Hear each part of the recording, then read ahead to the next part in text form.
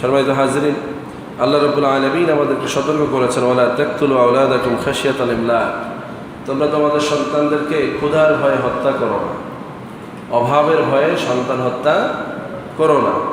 এই ব্যাপারটা ইসলামী শরিয়ার একটি বিশেষ কায়দাকে অনুসরণ করে তৈরি হয়েছে। সেটা হচ্ছে আইয়ামে জাহিলিয়ার যুগে কাফেরেরা, অন্য ধর্মের লোকেরা মেয়েদেরকে সমাজের বোঝা মনে করত এবং তারা মেয়েদেরকে জীবন্ত হত্যা করত বলে নাউজুবিল্লাহ। মেয়েদেরকে তারা জীবন্ত কবর দিয়ে দিত।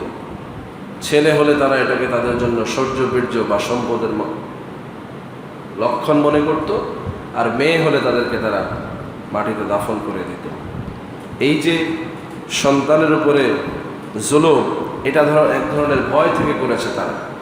সামাজিক ভয় ছিল, ফিতনার ভয় ছিল, সম্পদহানি হওয়ার ভয় ছিল, বা মেয়ে থাকলে সে বাবার বাড়ি থেকে অনেক সম্পদ নিয়ে শ্বশুর বাড়ি যাবে। তখনকার সময়ের রেওয়াজ ছিল মেয়েদেরকে বিয়ে দিতে হলে মেয়ের সাথে অনেক উপহার উপঢৌকন টাকা পয়সা দেয়া লাগতো।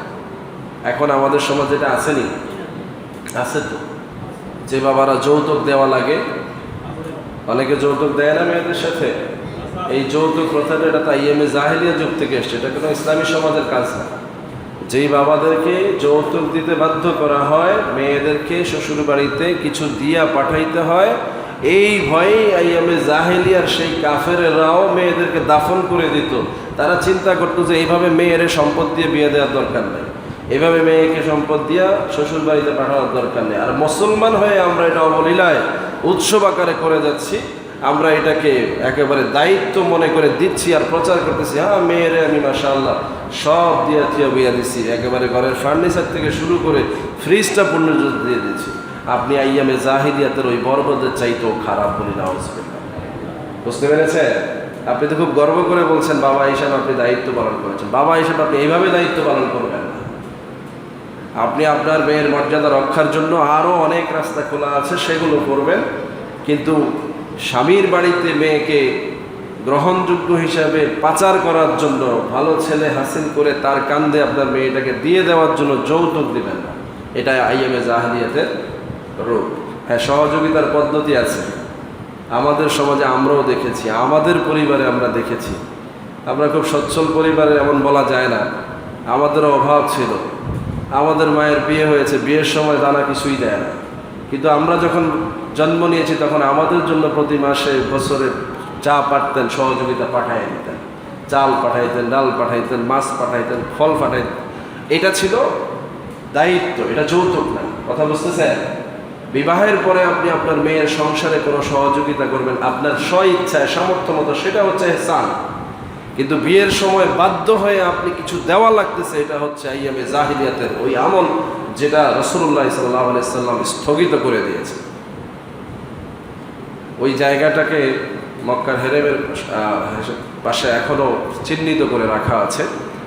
মদিনা শরীফে, মদিনার মসজিদ নববীর দক্ষিণ পাশে এখানে এখন ফ্লাইওভার হয়েছে, জাবালে ওমরের পাশে।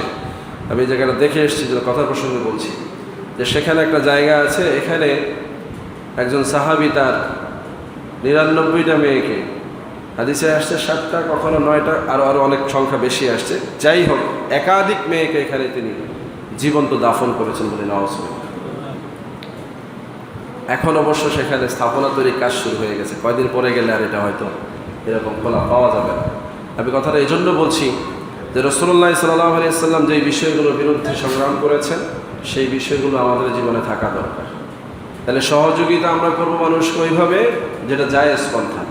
মানুষের অধিকারের বিষয়ে বলতে গিয়ে বলেছিলাম যে সন্তানদেরকে আপনি যদি হত্যা করেন, এই হত্যার বিষয়টা ওই যুগে ছিল এরকম জীবন্ত হত্যা। বর্তমান যুগে হত্যাটা কেমন,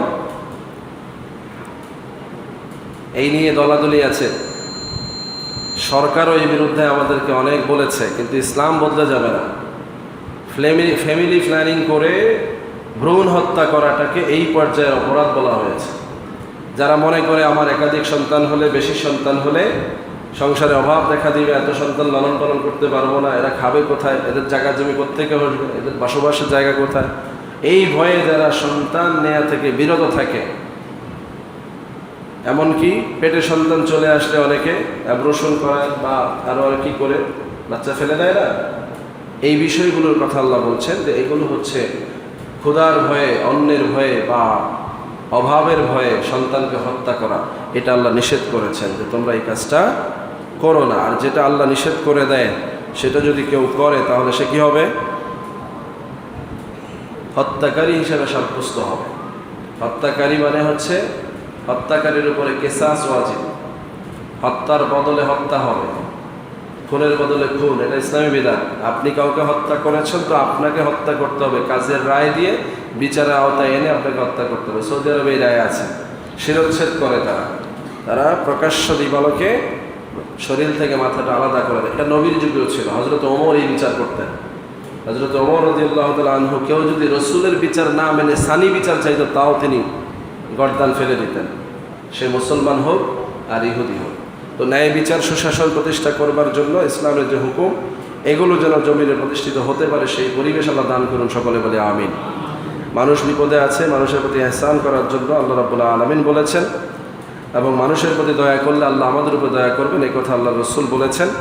সেই হিসাবে আমরা মানুষের উপরে দয়া করব। বিভিন্নভাবে এখন দয়ার পরিবেশ তৈরি হচ্ছে, মানুষ সহযোগিতা নিয়ে যাচ্ছে। আপনাদের এই মসজিদেও যদি কেউ আপনাদের কাছে সহযোগিতা চাইতে আসে, আমরা করবো না ইনশাআল্লাহ? আল্লাহ পাক যেন আমাদেরকে আমাদের অবস্থান থেকে সামর্থ্য অনুযায়ী সব জায়গায় ভালো কাজে শরীক থাকার তৌফিক দান করেন, সকলে বলি আমিন।